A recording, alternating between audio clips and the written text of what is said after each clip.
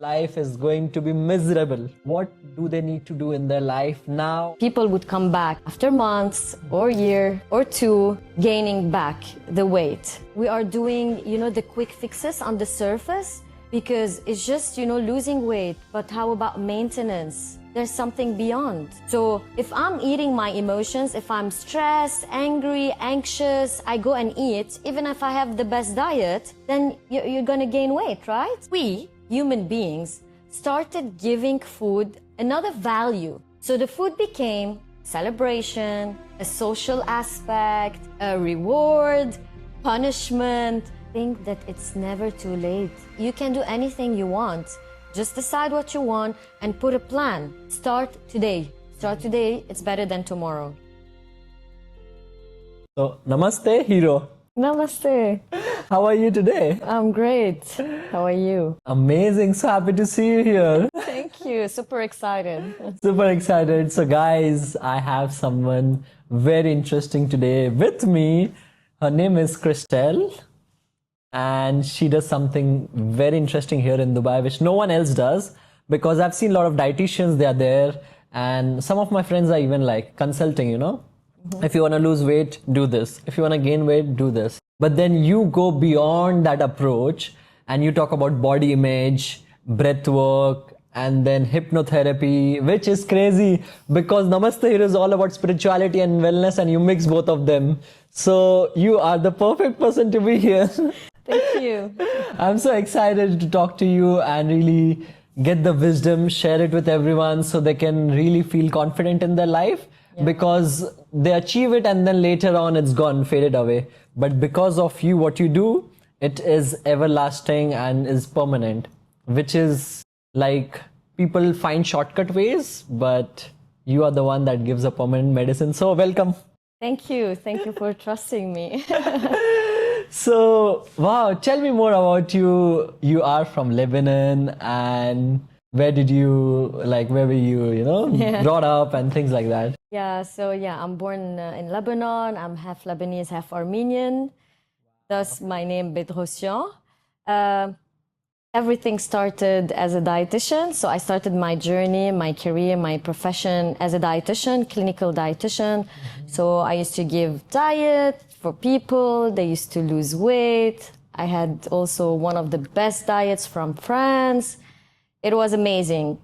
But then I noticed that there's a pattern, People would come back after months or year or two, gaining back the weight. So here comes where I decided something is missing and I needed to go a little bit beyond the physical aspect. And this is how my journey continued. And I came to Dubai and did other things. Wow, that's so amazing, right?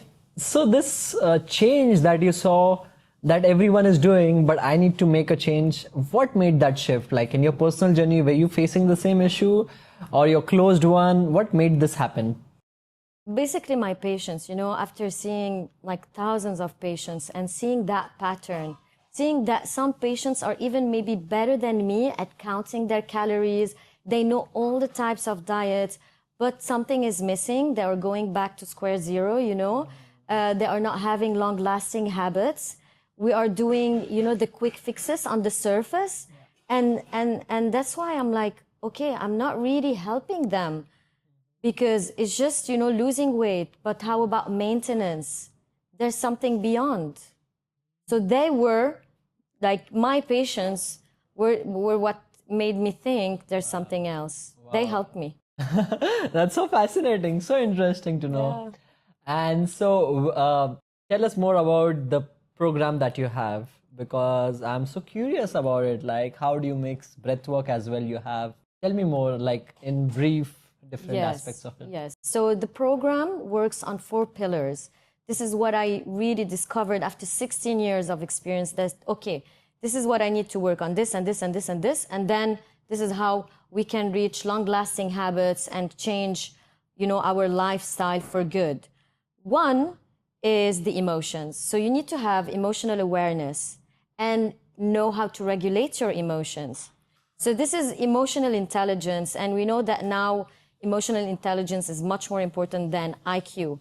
So if I'm eating my emotions, if I'm stressed, angry, anxious, I go and eat, even if I have the best diet, then you're going to gain weight, right?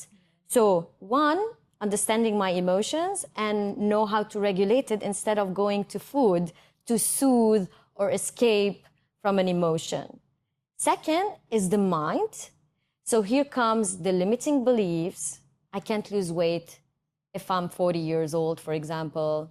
You know, things like that. Limiting beliefs, identity, self-criticism, like we talk to ourselves in a very negative way, and this will affect you with the distortions. For example, you're following a diet and then you just cheat one time. Then you say, all the diet finished, you know, that's it. I can't lose weight. And this stopped you, right? So it wasn't the diet, it's your mind. The third one is the nervous system. So even if you work on your emotions, even if you work on your thoughts and distortions, here comes the nervous system. If you are so stressed, your body will secrete cortisol and hormones that will put you into a stress mode, and it won't help you lose weight. And you're going to go for food to soothe the stress. So the fourth thing is the mindset. So after we worked on 1, 2, 3, the fourth comes to, you know, make the growth. So you felt, you understood, you healed the nervous system, and then this is how you grow and have long-lasting habits. That's so fascinating. Yeah. Wow, these 4 pillars. Okay, let's go one by one and we deep dive into that. The first one is emotional awareness, right? Yes. So is it that I want to eat the cake in the night and I'm like, okay, wait, and I'm going to think, okay, I'm eating. So we're totally being aware and then eating it very slowly and enjoying it. Is that what you call as emotional awareness? Yes, emotional awareness, understanding why am I eating, not what am I eating. Why am I eating? What did I feel? Yeah. What did I feel before wanting to eat? So that urge that came, what came before it? Because, you know, you feel you want to eat and you go eat. Yeah. Action, reaction. Yeah. So what we do, we expand the movie, like we make it, you know, go slow. We extend it to see exactly what happened exactly. What happened is you felt sad, lonely at home. Then you felt the urge, I want to comfort that sadness. I don't want to feel that, but you're not aware, right? We're talking on a subconscious level. Then you go and eat to soothe yourself. So if I work with the person to understand what he's feeling and give himself what he really needs, instead of just like a Panadol or a Band-Aid, we can go to the root of the emotional eating. Nice. What are the top 3 things because of that people do this? Because of diet, people eat. Yeah, like the top 3 things that people usually Emotionally eat. Yeah, emotionally eat. Okay. Usually you have negative feelings and positive feelings. The negative feelings, top 1, stress and anxiety. Top 2, loneliness that comes from sadness. And then top 3 is happy moments. So there's a lot of people who would eat more in social gatherings or to celebrate or to reward themselves because they won something or they did well. So it's not always negative, but the negative is more than the positive ones. But you tend to eat for both styles, you know, the comfortable and the uncomfortable emotions. Especially like Lebanese and Indian weddings. Yeah, what do you want to tell in that? Like, so I want to understand this. Like in our kind of settings and weddings, yes, people come, feed sweets, and they see this as a sign of happiness or sharing or love. Yeah. Is it good or is it bad? Yeah, brilliant. Because you know, food has a value. Yeah. So usually food, if I'm a dietitian, I would tell you food gives you nutrients, vitamins, minerals, help your muscles grow, get your calories, because your cells needs to, you know, get that energy. But we, human beings, started giving food another value. So the food became celebration, a social aspect, a reward, punishment. So this is where we need to understand for every person. So it's really personalized. Like what food is for you? Maybe for you, food is reward or food is love language. Your mother used to feed you when you come back from school. You're sad, oh honey, come, let's cook something good for you, or let me give you a sandwich, or let's make a cake. So the food gives you value, and once you understand what food is for you, and just you understand it, you're aware of it, but you don't let it rule your life. And then you just go back to food gives me energy. Food is nourishment to my body and to my soul, right? So you give it a different meaning. You shouldn't just erase it completely, because we still want to socialize and eat together. It's a form of, but when this becomes too much, that doesn't help me, follow a healthy lifestyle, then this is when something is going wrong, the extreme. Makes sense. Totally. Thank you for that. And so that is the emotional awareness, emotional eating. Yes. Number one. Number two that you said was limiting beliefs. Yes. What are the top 3 or 5 limiting beliefs that people have in today's day and age? Yeah, the most important ones are distortions, thinking distortions. The top one, there are almost 11 distortions, but the top 3, the all or nothing thinking, or we call it black or white thinking. So they don't see it as gray. It's either white or black. So I'm all in to diet, or I overeat and I'm not looking into my body and I'm not exercising. They don't see it as, okay, it's a journey. And it's okay if I follow a diet and sometimes I cheat, although there's no cheating. I mean, 20% unhealthy or less healthy and 80% healthy. This is part of being healthy, right? So they either go into that side or that side. And this is where you cannot. If you don't move beyond that distortion, you won't reach your target. We need to understand that I can be healthy and sometimes I eat something less healthy and continue. This is top 1. Top 2, blaming. Blaming others and blaming ourselves. Both. So when I blame others, like, yeah, I can't eat healthy because my husband always brings tempting food to the house. Yeah? But you can decide if you want to eat it or not. Or my colleagues at work, they bring stuff. Yeah, but you have the choice. The victim mindset. This will help, will stop you from going to your target. Or blaming myself. Yeah, I'm a failure. Nothing ever works with me. All diets, like, I'm not disciplined. I don't have willpower. I don't have willpower is like the best, sentence that people keep repeating. Whereas you should not blame others, nor yourself.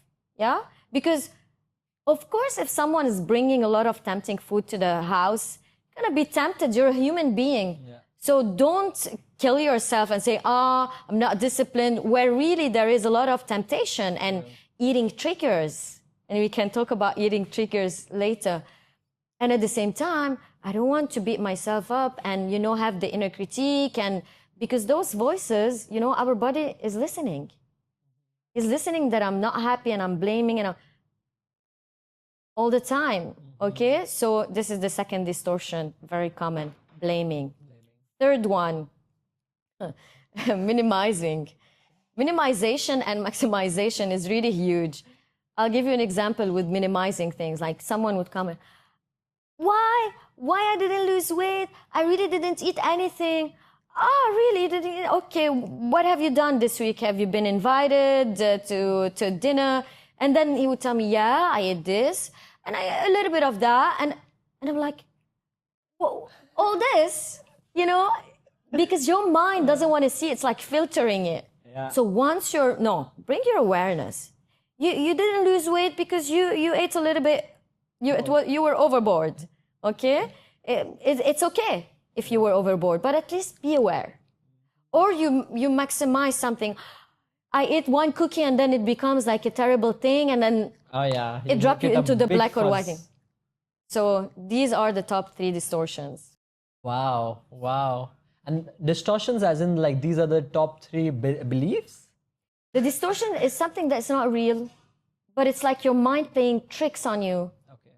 So if you don't work on it, you can't reach your target. Oh, yes. Because it's like in a voice. And the mind part, it contains the distortions. It contains the limiting beliefs. For example, at this age, I cannot lose weight. So if you really believe that, even if you want to go and diet, but you're still believing it, believing that you're not going to lose weight, then you're not going to lose weight because your mind is listening to you. Or for example, you know, since I'm a mother, because this is what I hear most often. I have kids now, you know, I need to take care of them. It's not the right time now to take care of me. Why? You can't do both? This is a limiting belief. Or I'm on menopause, so my body's not burning anymore the calories. No. Or I have hypothyroidism and, you know... So and anything, look at you. Anything that stops you, that you just brought it from your entourage or your family, your religion, anything that is just stopping you from being and doing what you want, right? Very amazing, very amazing. So this is the second branch, and then the Yes. third branch is? The nervous system. The nervous system. In Dubai, this is huge. Oh yeah. You're not aware that our nervous system is all the time in the fight or flight mode. So we have two modes, if you want to summarize it or make it simpler for people. Fight or flight, it's like there's a lion in front of me, I need to fight it, or I need to escape. And there's a lot of hormones getting secreted in my body, cortisol, adrenaline, I need to move, right? Stress, stress, stress. Or you're in the rest Zen mode. and digest. This is where you can rest, digest the food you eat, and be able to sleep nicely. You're calm, grounded, centered. So nowadays, especially here in Dubai, you know, we're always on the go, running.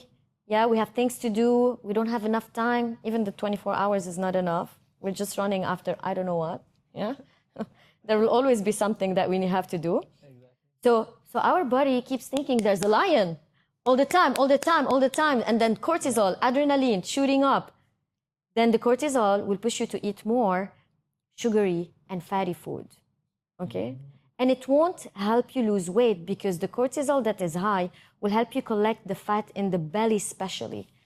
So that's why you'll see a lot of people nowadays having, you know, more fat around the belly, and this is the worst type of fat rather than having it in the thighs. So if your body keeps staying in that mode, you can't lose weight. So this is where we need to learn breathing techniques, mindful techniques, somatic techniques that help us remove from our body the stress, but on a daily basis. If you just go one time to a meditation, like once every 2-3 weeks, it doesn't help. That's why I teach tools to do on a regular basis. So I don't give you the fish, I teach you how to fish. Nice. So a small tool, how to ground yourself, a small tool, how to sleep better, a small tool after you finish a very stressful meeting, what you can do to ground yourself. So you keep on resetting your nervous system on a daily basis. Then you can also do big breathwork techniques like the somatic 1-2 hours where you can really purge things from your old stress stuff that happened in your life, traumas, etc. Yeah. Something daily, something more on a monthly basis or yearly basis. Wow, I love it. I'm gonna touch base on that. One question that came to my mind is how to remove these love handles in 2 lines. Oh, okay. Of course, there's what you're eating. Yeah. Of course, there's how much you're moving. Yeah, if you're always on the couch. And there's the stress, because we said that stress means higher cortisol, means fat in the belly area. So you need to tackle these 3 things. Water, how much you're hydrating, not too much salt. You know, so it's never one thing. It's what you're doing. Perfect. Amazing. That's the answer to everyone who has love handles, not me. Just joking. Yeah, so that was that. And now when you talk about these different practices, I would love to know that you do something like breathing technique. I would love for you to display everyone and show that, because these things are so important, as you say, right? Yeah. It's so important, and people always forget that. So maybe now when everyone is watching and you kind of like demonstrate and we all do it with you. Yeah, so the thing is, we haven't learned about emotional intelligence, about breathwork at school or in our university. And that's why at this age, we're starting to get into those techniques. And this is a breathing ball. And I brought it for my kids. I have twins. They are 6 years old. And it's a very nice way to see it. If we were kids, like, I mean, if we had those kind of techniques at school, it would be really good. But now we have to go back to zero and start from zero. So this is a breathing ball that helps you understand that when you inhale, you need your belly to become bigger, to extend. So a lot of people do the opposite. They inhale and they exhale. This is a very common wrong breathing technique. So when we inhale, our belly becomes bigger like this ball. So we inhale together. So we expand the abdomen, then we exhale and we breathe out. And all the air comes out, so our belly becomes smaller. So it's a technique to show the kids, but it's really good also for adults who needs to train their breathing. You can also put your hand on your belly. It really helps, especially at the beginning, so you get used to, I breathe. So when you breathe, your stomach should expand. Yes, because you not become smaller. So you inhale. Oh my God, I have. You do the opposite? I have been living my life all this time so wrong. Many do it. You always have to look at a baby. So I always say, babies know best. Yeah, you look at a baby's belly, he goes big, then he goes smaller. So remember this ball. You take in, so you need to have the oxygen in. And out means oxygen out. It goes out. It goes out. Wow, lovely. Thank you so much for this experience. I think it is much needed, and this is common misconception that is there. So that's so good because a lot of people, they talk and you kind of like make them experience and teach them how to fish, for example, which is interesting because not all of them do that, and these different practices. So one of them is breathwork, and the other one that you have is hypnotherapy. Yes, I do hypnotherapy, more of a conversational hypnotherapy. So why hypnotherapy? It helps you go to the subconscious mind. Because you can tell me, yeah, I like to do this and I don't like to do that, but from where this is coming? This is coming from childhood, from your habits, from childhood habits, from things that happened to you when you were much younger. Or past life. Or past life. Yeah, so you really need to understand that, and on a conscious level, you might not access that. Yeah, especially something happening before 6 or 7 years old, because around 7 years, this is where your conscious mind starts to get developed, right? And before that, it's just the subconscious mind. So you access the subconscious with the hypnotherapy. Wow, and so do you also take them on this journey of closing the eyes and boom and all of that? Yeah, I do sometimes this, and I do it conversationally. So I help you see what's in your subconscious mind. So there are different techniques of hypnotherapy. One that you close your eyes and I take you on a script and you go back to your childhood and we try to see when was the first time, for example, that something really touched you, like you saw your mom hiding to eat, or you saw something related to food, to diet, things like that. Yeah.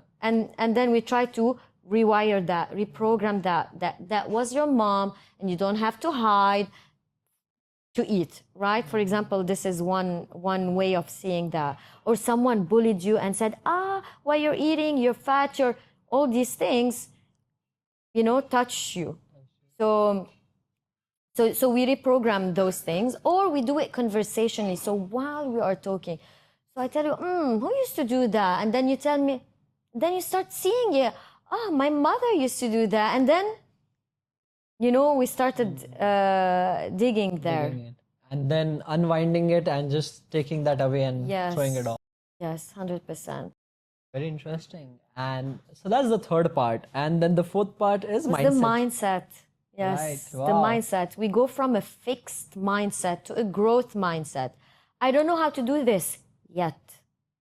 Instead of, I don't know how to do this. I don't know how to, stop emotional eating versus I'm learning tools to manage my emotional eating, or I haven't mastered it yet. These words, yet, very important, yet, or, I'm learning soon instead of, and next time I'll do this better. How to have the mindset of reflect on what happened and how can I do it better next time. Interesting. Yeah, because I think everyone takes words for granted, and also there is something where they make promises and they don't. So I have learned something very interesting. It's called integrity. And what that basically means is acting in whole completely. So Beautiful, yes. it has to be, when you say something, it has to be done according to that. That's what I believe. Has to be all the time like that. Not even most, but all the time like that. When you don't, that means you're not acting in terms of integrity, and that means you need to improve. Simple. But you need to be always, if you say something, you want to act towards those words, which is so important because people say things, oh, I want to become a marathon runner.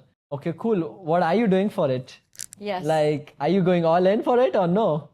No, they don't. So we really need to go all in. I think that is very important these days. Yeah, and you tackled a very important point, the power of words.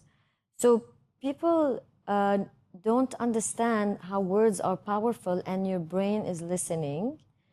So if you say, I can do this, you just hear that. So even if you say, I want to lose weight, but I can't, yeah? It's really important to use the right words, always in the positive positive Positive way. Yeah. yes. So true. So true. Yeah. And from there, so you need to have perfect mindset basically. You need to have a good mindset where you use the right words for yourself, for others, Yes. so they can help improve and achieve your goals and dreams. Lovely, Yes. amazing. And so I wanted to ask you, what's your top 3 Lebanon cuisine dishes that you really love? Oh, I like mjaddara, it's lentils. I like kibbeh, I know that as well. and I like tabbouleh, it's a salad. Tabbouleh, I know. Yeah, Green yeah. salad. Yeah, Yes, yeah, yeah. yes. Oh, nice. With parsley and Amazing. tomato. And which is the other cuisine that you really love and that you can tell? I like Indian cuisine. Okay, Very rich. I mean, it's one of the most richest cuisine with colors and flavors and textures and cold and hot, and it's amazing. And it's very rich, like the Lebanese cuisine. Yeah. I do like the Nice. Indian. Okay, that's nice. Oh, wow. And so, what would you suggest everyone on their daily life? Like, top 3 things they can eat to improve their life. That essentially they need these 3 things in their daily life. What are these 3 things? Yeah, for me, there's no such a thing as like there's only this variety, because guess what? Every day something, like we hear this study and this type of food, it was good, but now it's not that good for the health, and products keep changing. But definitely we go back to natural stuff. Back to basics. Yeah. So it's not a type of food, but mainly, or a specific food, but mainly the category, natural food, less processed. Yeah, anything that is raw, like bringing fruits, bringing vegetables, and cooking with that, instead of just adding a lot of stuff. Stay away from processed food. Lovely, lovely. What do you think is better? It's like a now random top fast question and answers. So, olive oil or ghee? You know ghee, right? The clarified butter. Yes, Yeah. olive oil. Olive oil. Okay. Sorry. Chicken or other type of protein? Other type of protein, if we're talking vegetable protein, like yes, like lentils or beans. Okay, amazing. Chickpeas. And what else? Yeah, veggies or fruits? Both. I knew that was coming. Both. Okay, lovely. That's nice. That's nice. So, what is one of the tips that you want to give a 20 to 25-year-old boy or a girl watching this episode? in terms of, align your body and mind. And to align your body and mind, you need to befriend with your body. So whatever you want to do, you decided to do something, your body needs to follow, right? And if you don't have your body as a friend, it won't follow you. If you keep talking badly, the inner critique, if you put into your body something not healthy, if you don't care for your body, you don't move, then your body get disconnected. So my tip for them, align body and mind. And to do that is treat your body nicely, right? Nicely treated. You have one body for your entire life to stay with you. So you need to care for it. And when you become friend with your body, this is where your body will follow and do what you really want to do. Like, it will go with the flow and it will go with your dreams. Wow, that's so nice. I think it is really inspiring what you're saying. And the last question that I want to ask you is, this is for the one that we discussed. Now, for the ones who are from their 30s to their 50s, what do you want to tell them? What do they need to do in their life now? Otherwise, their life is going to be miserable. Think that it's never too late. They have this mentality, it's late, I can't do it, now I'm older. No, it's never too late. I'm stronger than when I was in my 20s, right? You can do anything you want. Just decide what you want and put a plan, right? Don't just also decide what you want and sit, right? So you can do anything you want, just start today. Start today, it's better than tomorrow. Wow, I think you're walking the talk, because you know what you just said was the mindset branch, and you're just walking the talk that you do. So really, really happy of your wisdom that you're sharing, this beautiful medicine which you took so many years to understand, learn, and now you have put into a program, and that you want to share with everyone.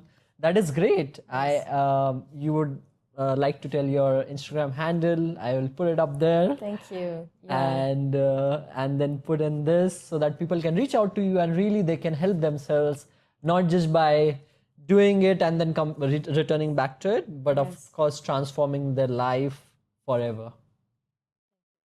So yeah, thank you so much Thank you. for being so awesome. Thank you. Thank you. You're the hero. And you are.